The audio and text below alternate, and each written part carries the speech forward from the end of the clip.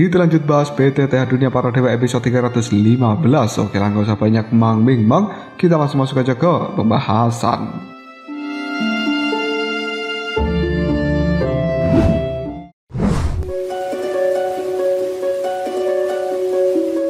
Setelah melewati pertempuran yang nyaris merenggut nyawanya, Xiaoyan akhirnya kembali ke dalam halaman klan Zhao. Meski kelelahan masih jelas terlihat di raut wajahnya, tetapi dia tidak memiliki waktu untuk beristirahat. Ancaman dari Balai Pil semakin dekat dan setiap detik menjadi sangat berharga. Begitu memasuki aula utama dari halaman klan Zhao ini, Xiaoyan langsung menatap Zeni. "Kakak Zeni, bagaimanakah keadaan mereka?" tanyanya dengan nada penuh kekhawatiran. Zeni tersenyum tipis dan kemudian dia berusaha menenangkan hati dari Xiaoyan. Mereka semuanya hampir pulih dan saat ini mereka sedang berkultivasi secara tertutup. Sepertinya masing-masing akan segera mencapai sebuah terobosan. Mendengarkan kabar itu, Xiaoyan akhirnya menghembuskan nafas lega. Zeni kembali melanjutkan ucapannya. "Semua ini berkat bantuan dari klan Yao, dan tanpa mereka mustahil para saudara kita akan pulih secepat ini. Bahkan luka yang nyaris mustahil disembuhkan kini telah berubah menjadi kesempatan untuk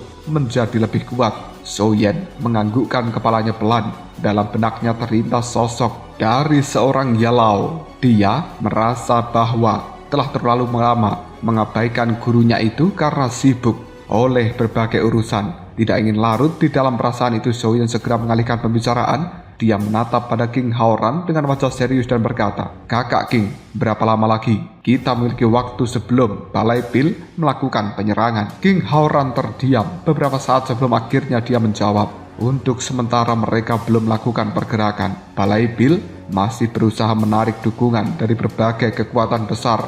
Selama belum ada yang menyatakan sikap, maka mereka tidak akan pernah bertindak gegabah. Namun itu hanyalah masalah waktu saja. Mereka juga telah merekrut banyak ahli tersembunyi. Cepat atau lambat, perang besar pasti akan terjadi." Suasana di dalam aula besar ini pun menjadi sunyi. Xiaoyan memahami arti semua itu. Mengandalkan bantuan dari sekutu bukanlah pilihan yang aman. Dia kemudian berkata dengan tegas kepada Zeni, "Kakak Zeni, kerahkan seluruh sumber daya dari klan Zhao. Jangan menghemat apapun. Kita harus segera memperkuat klan ini secepat mungkin. Aku ingin seluruh benua Dodi tahu bahwa klan Zhao bukan lawan yang mudah ditindas." Zeni menganggukkan kepalanya. "Baiklah, aku akan segera mengaturnya." King Haoran tertawa pelan. "Seperti yang sudah kuduga, klan Zhao memang berkembang luar biasa. Dalam waktu yang singkat kalian sudah mampu menyaingi banyak kekuatan besar." Xiaoyan pun tersenyum tipis. "Kalau perang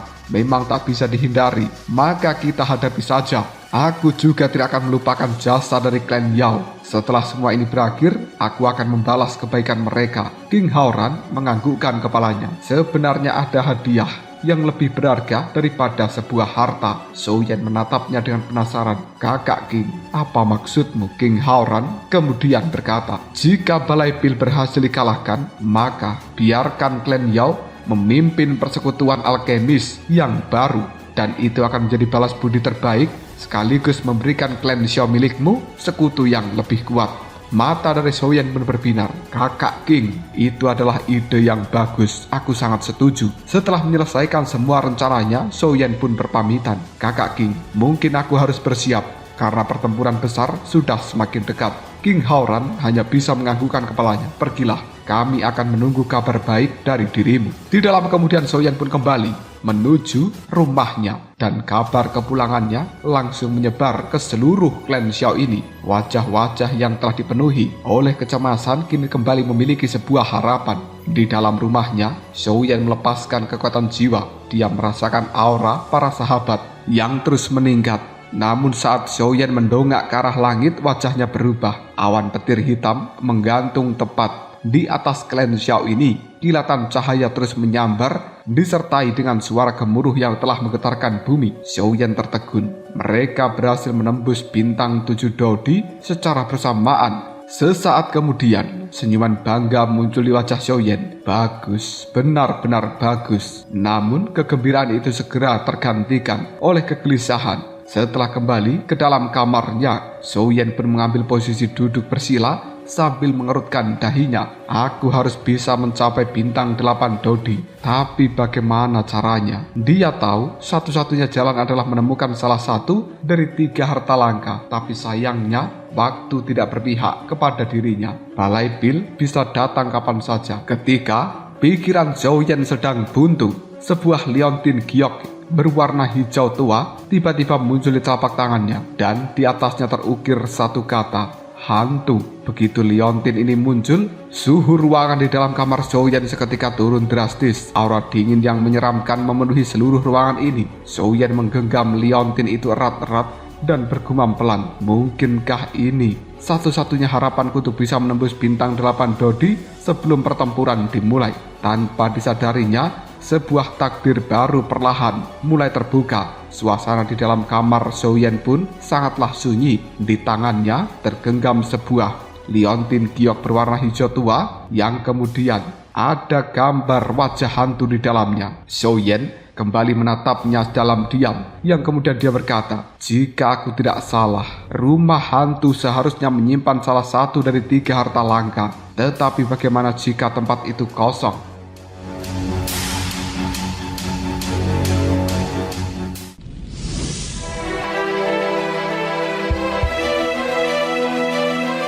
Zhou Yan mengepalkan. Liontin itu semakin erat. Kalau aku menunggu Long Yi dan juga yang lainnya selesai melakukan terobosan, mungkin semuanya sudah terlambat. Tidak. Aku harus pergi sendirian. Tatapan mata Zhou Yan berubah menjadi semakin gelap. Meski peluang keberhasilannya cukup kecil, tapi dia tak lagi memiliki sebuah pilihan. Berhasil atau gagal, dia harus mencobanya. Zhou Yan kemudian mulai meneliti. Liontin di tangannya berwajah hantu, dan dengan seksama dia telah menemukan bahwa permukaan dari liontin ini terasa sangat dingin, berat, namun juga halus. Dan selain ukiran kata-kata hantu dan juga wajah hantu, tidak ada petunjuk apapun. Mungkinkah ini adalah semacam wadah? Dia segera mengalirkan Doki ke dalam liontin hijau itu. Namun Doki yang biasanya mampu membuka berbagai artefak justru terpental oleh sebuah penghalang yang tidak terlihat. Zhou Yan mengerutkan dahinya. Tidak mungkin, bahkan Dokiku tidak bisa dimasukkan ke dalam liontin ini. Zhou Yan mencoba menggunakan kekuatan jiwanya, hasilnya tetap sama. Tidak ada reaksi sedikit pun.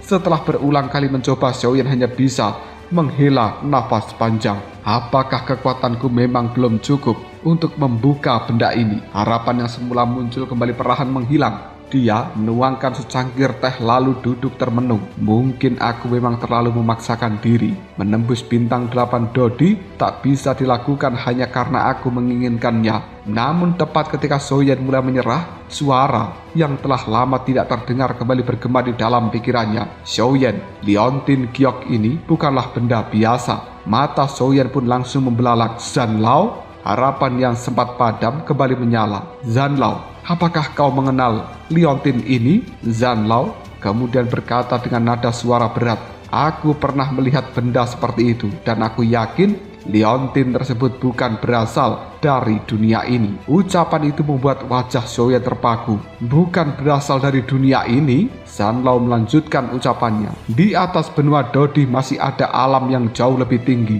Bahkan dunia tempatmu yang sekarang hanyalah salah satu dari dunia tingkat rendah. Tetapi liontin yang ada di tanganmu tidak termasuk ke dalam dunia manapun yang aku kenal. Jantung Zhou Yan berdegup semakin cepat. Zanlao berkata dengan nada serius, jangan pernah mencobanya untuk membuka secara paksa. Jika kau salah langkah, maka benda itu akan membawamu ke dalam sebuah malapetaka atau mungkin kematian. Ruangan di dalam kamar Zhou Yan pun kembali hening. Untuk pertama kalinya Zhou Yan merasakan ketakutan terhadap sebuah benda kecil yang ada di telapak tangannya. Namun tiba-tiba, liontin giok itu pun bergetar. Cahaya hijau gelap yang ada di dalamnya mulai memancar dari permukaan. Suara dengungan semakin keras, mata Zhou Yan pun terbelalak. Apa yang terjadi? Dia segera menggenggam liontin itu. Zanlao, aku tidak melakukan apapun. Kenapa liontinnya bergetar? Zanlao tampak terkejut aneh. Tadi sama sekali tidak bereaksi, tapi sekarang mengeluarkan getaran seperti itu. Cahaya dari liontin itu semakin terang.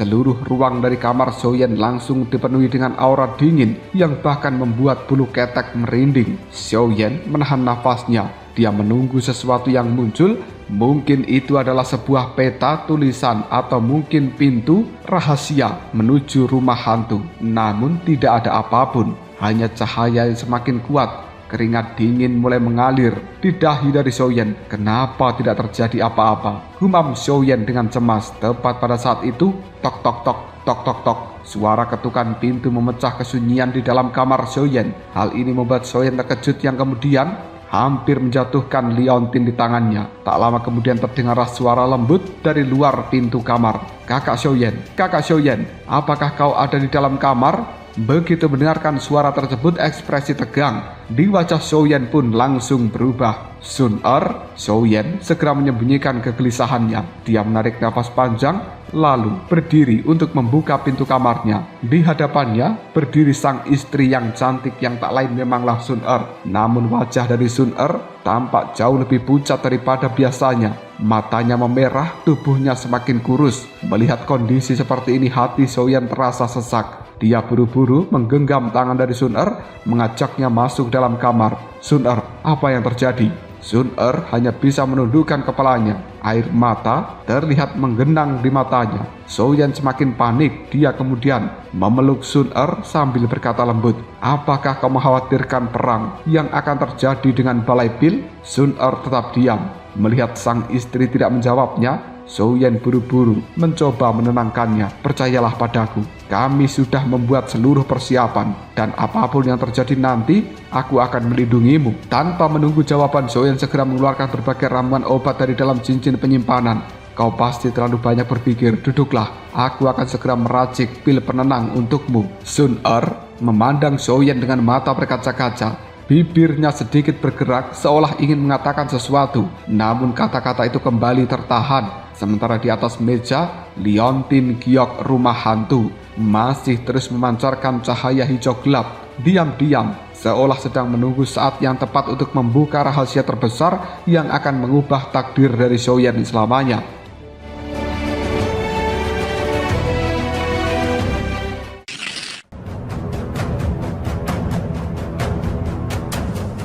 Xiaoyan baru saja hendak meracik pil penenang ketika sebuah tangan lembut menggenggam pergelangan tangannya. Dia menoleh. Menggelengkan kepalanya secara perlahan sambil tersenyum tipis. Kakak Xiaoyan, aku tidak apa-apa. Namun Xiaoyan sama sekali tidak percaya. Wajah tampak pucat, matanya memerah, dan tubuhnya jauh lebih kurus dibandingkan terakhir kali ketika mereka bertemu. Dengan nada penuh kekhawatiran, Xiaoyan kembali mengatakan, jangan memaksakan dirimu. Kau terlihat sangat lelah, duduklah. Aku akan segera membuatkan pil penenang untuk dirimu. Kembali menggelengkan kepalanya. Kakak Xiaoyan, tenanglah. Aku benar-benar baik-baik saja. Namun sebelum percakapan mereka berlanjut, pandangan mata tertuju pada benda yang ada di atas meja yang tak lain adalah liontin giok rumah hantu. Benda itu kini memancarkan cahaya hijau yang semakin terang disertai dengan suara dengungan halus. Rasa penasaran membuatnya mengulurkan telapak tangan dan kemudian berkata, liontin apa ini? Melihat itu, wajah Xiaoyan langsung berubah. Perkataan Zanlao kembali terngiang di dalam kepalanya. Jangan pernah mencoba membukanya secara paksa. Benda itu bisa membawa malapetaka. Jangan sentuh. Namun semuanya sudah terlambat. Begitu jari dari menyentuh liontin berwarna hijau tersebut, cahaya hijau gelap meledak memenuhi seluruh ruang kamar di Xiaoyan. Tubuh dari Xiaoyan seolah dihantam oleh kekuatan yang tak terlihat. Kepalanya terasa seperti dipukul oleh benda yang berat. Pandangan matanya mulai kabur. Dalam sisa kesadarannya, Xiaoyan hanya melihat telah diselimuti oleh sinar cahaya hijau yang semakin terang. Mengulurkan telapak tangannya ke arah Xiaoyan dengan wajah penuh ketakutan. Kakak Xiaoyan! Xiaoyan pun berusaha meraih tangan dari Dia mengulurkan tangannya sekuat tenaga, namun tubuhnya sama sekali tidak bisa digerakkan. Jarak di antara mereka terasa semakin jauh, lalu semuanya berubah menjadi gelap. Entah berapa lama waktu telah berlalu. Tiba-tiba Xiaoyan membuka matanya sambil berteriak, Dia langsung bangkit dari tempat tidurnya. Tubuhnya telah dipenuhi dengan keringat dingin. Di sampingnya ada King Haoran dan juga Zeni yang terkejut melihat reaksinya. King Haoran segera bertanya, "Xiaoyan, sebenarnya apa yang telah terjadi?" Namun Xiaoyan tidak menjawabnya. Dia justru menatap mereka dengan mata merah. "Di manakah Sun Er? Di manakah dia sekarang?" Zeni pun terlihat bingung. "Bukankah Sun Er selalu berada di kamarnya? Saat kami menemukanmu tadi, kau hanya sendirian di dalam kamarmu ini." Ucapan itu membuat wajah Xiaoyan semakin pucat. Tanpa mengatakan sepatah kata apapun, dia langsung berlari keluar. King Haoran dan juga Zeni segera mengejarnya. Sesampainya di kamar di Sun Er, brak! Pintu kamar pun didorong hingga terbuka. "Sun Er! Sun Er!" Suara dari Xiaoyan pun menggema di dalam ruang kamar Sun Er. Namun tidak ada jawaban. Ruangan ini kosong, hanya ada seorang pelayan yang berdiri gemetar di sudut kamar. Xiaoyan menghampirinya. Meski berusaha menenangkan diri, suaranya tetap terdengar serak. "Di manakah Nona Sun Er?" Pelayan itu menundukkan kepalanya ketakutan. Ketika Nona mendengarkan tuan muda Xiaoyan telah kembali, beliau langsung pergi menemui Anda. Setelah itu, beliau belum kembali lagi. Mendengarkan jawaban itu, jantung dari Xiaoyan seolah berhenti. Semua yang terjadi sebelumnya bukan sebuah mimpi. Sun Er benar-benar telah menghilang, dan penyebabnya adalah Liontin Giok, rumah hantu. King Haoran yang baru tiba langsung menyadari ada sesuatu yang sangat serius telah terjadi. Apakah Balai Bil yang telah menculik Sun Er? Xiaoyan menggelengkan kepalanya. "Bukan." King Haoran bertanya. "Kalau begitu siapa?" Xiaoyan mengepalkan tinjunya erat-erat. "Aku juga tidak tahu. Namun, dari informasi yang aku dapatkan, Liontin itu bukan berasal dari dalam dunia ini." King Haoran dan juga Zeni langsung membeku. Sebuah Liontin yang bukan berasal dari dunia ini? Xiaoyan menganggukkan kepalanya pelan. Jika itu benar, maka kemungkinan besar Sun Er telah dibawa ke tempat yang bahkan tidak berada di dalam benua Dodi. Mereka hanya bisa terdiam. Tak seorang pun mampu berkata-kata. King Haoran kembali memecah keheningan. "Kalau begitu, kita akan mencari dan juga menyelamatkan Sun Er." Namun Xiaoyan hanya menggelengkan kepalanya. "Tidak. Aku khawatir tidak seorang pun di dalam benua Dodi ini yang mampu membawa Sun Er kembali." Ucapan itu membuat semua orang terdiam. Bahkan King Haoran yang biasanya tenang pun kehilangan kata-kata. Dan untuk pertama kalinya mereka menyadari bahwa musuh yang kini dihadapi Xiaoyan mungkin bukan lagi berasal dari dunia mereka. Tepat ketika suasana dipenuhi dengan keputusasaan, tatapan mata Xiaoyan tiba-tiba membeku. Pupil matanya mengecil seolah dia melihat sesuatu yang tak bisa dilihat oleh orang lain. Di saat yang sama, jauh di sebuah kota yang telah lama hancur dan juga terlupakan, seorang lelaki tua kurus sedang duduk bersila di tengah kehampaan. Tubuhnya nyaris tidak memancarkan kehidupan. Namun, saat sebuah kekuatan misterius mulai beresonansi, kedua matanya perlahan terbuka dan kemudian sorot mata itu merah menyala. Dalam sekejap aura mengerikan meledak dari dalam tubuh lelaki tua ini. Seluruh ruang yang ada di sekitarnya pun bergetar dengan hebat, seolah seorang yang telah lama tertidur pada akhirnya terbangun, dan kebangkitan sosok misterius itu bisa jadi akan mengubah takdir dari Xiaoyan untuk selamanya.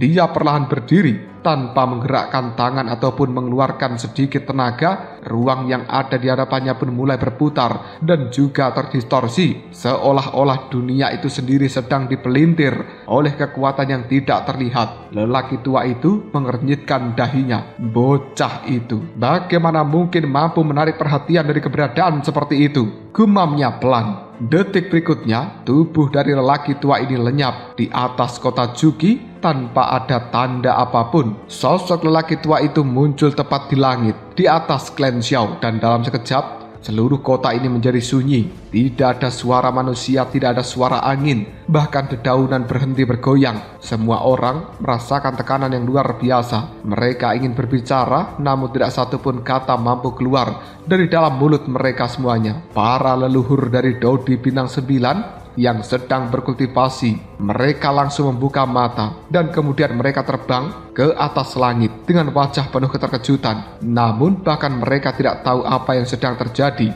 Di halaman klan Xiao, Xiaoyan menatap lelaki tua itu dengan tubuh yang gemetaran. Dia merasa seluruh tubuhnya tak mampu bergerak, seolah hanya dengan satu pikiran, lelaki tua itu bisa menghapus keberadaan Zhou Yan dari dalam dunia ini. Lalu terdengarlah sebuah suara yang langsung bergema di dalam jiwa dari Zhou Yan. "Nak, apakah kau yang telah memanggil benda itu?" Zhou Yan pun membeku. Dia tidak tahu harus menjawab apa, dan satu-satunya yang terlintas di dalam pikirannya hanyalah Liontin Giok, rumah hantu. Sebelum sempat menjawab, suara seruling kuno tiba-tiba menggema dari langit. Suara ini sangatlah agung, namun anehnya hanya Zhou Yan dan juga lelaki tua itu yang bisa mendengarnya. Perlahan, awan putih di langit mulai berubah. Langit semakin gelap. Bayangan raksasa perlahan muncul dari balik awan.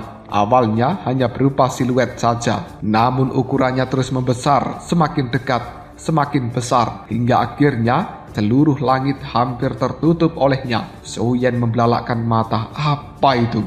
Awan perlahan terbelah. Sebuah benda hitam raksasa mulai menampakkan wujudnya. Sebuah haluan, tiang, dan juga badan kapal yang tak berujung. Zhou Yan pun ternganga. Itu sebenarnya adalah kapal ruang angkasa. Namun kapal itu berbeda dari apapun yang pernah dilihatnya. Bukan kapal laut, melainkan kapal yang telah melayang di angkasa. Sebuah bahtera raksasa yang seolah mampu melintasi ruang dan juga dimensi. Panjangnya bahkan melampaui batas penglihatan. Bayangannya menutupi hampir 2/3 dari benua Dodi. Semua makhluk hidup mengangkat kepala mereka, yang kemudian mereka hanya melihat langit tiba-tiba berubah menjadi gelap. Tidak ada seorang pun yang mampu melihat kapal itu. Hanya Zhou Yan dan juga lelaki tua misterius. Di atas bahtera dari kapal raksasa, beberapa sosok tampak berdiri dengan tenang. Tak lama kemudian sebuah suara yang jauh lebih agung kini telah terdengar.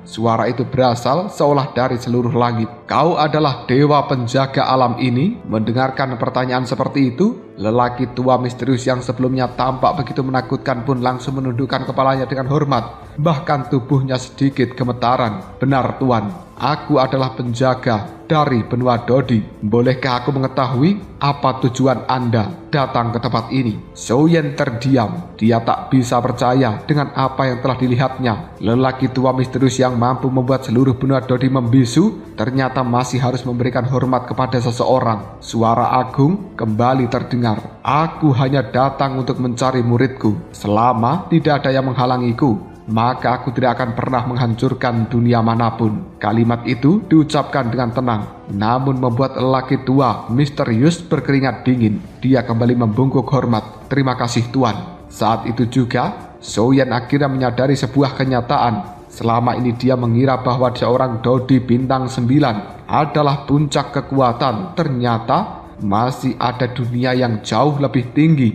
Masih ada makhluk yang bahkan mampu membuat penjaga seluruh benua Dodi tunduk dengan hormat. Sementara itu, para leluhur bintang 9 Dodi di seluruh penjuru dari benua Dodi ini masih melayang di udara. Mereka tidak melihat apapun, namun mereka bisa merasakan tekanan yang belum pernah mereka alami sepanjang hidupnya. Dan untuk pertama kalinya mereka menyadari bahwa kekuatan mereka ternyata tidak berarti apapun di hadapan orang yang berada di atas kapal raksasa. Di langit, kapal raksasa itu terus melayang. Tubuh dari kapal ini diselimuti cahaya hijau gelap. Jika diperhatikan lebih dekat, cahaya-cahaya itu berasal dari ribuan tengkorak yang telah memenuhi sisi kapal. Masing-masing memiliki mata hijau menyala, seolah sedang menjerit tanpa suara. Namun kejadian mengerikan itu bukan satu-satunya pertanda. Di tepian dari benua Dodi, sebuah lautan emas yang selama jutaan tahun tenang tiba-tiba mengamuk. Gelombang raksasa menghantam daratan tanpa henti. Air laut berwarna emas itu sangat mengerikan. Setiap pohon yang tersentuh oleh air berwarna emas ini pun langsung membusuk. Setiap binatang yang terkena cipratan dari air emas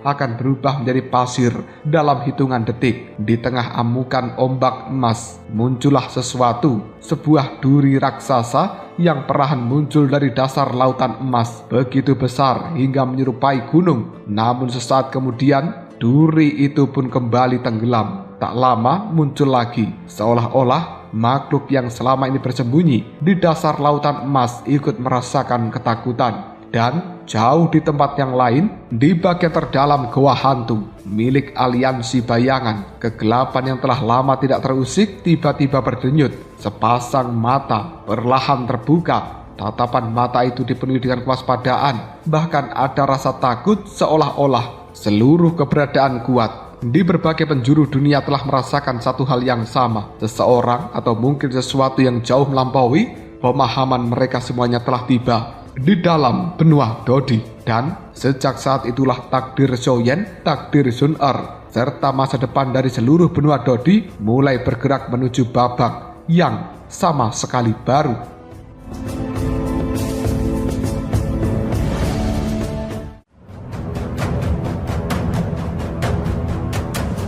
Lalu, apakah yang akan terjadi selanjutnya? Kemanakah perginya seorang Sun Er? Dan siapa orang yang berada di atas kapal raksasa? Jika kalian penasaran, tunggu aja jawabannya di next video. Kobrol Sob.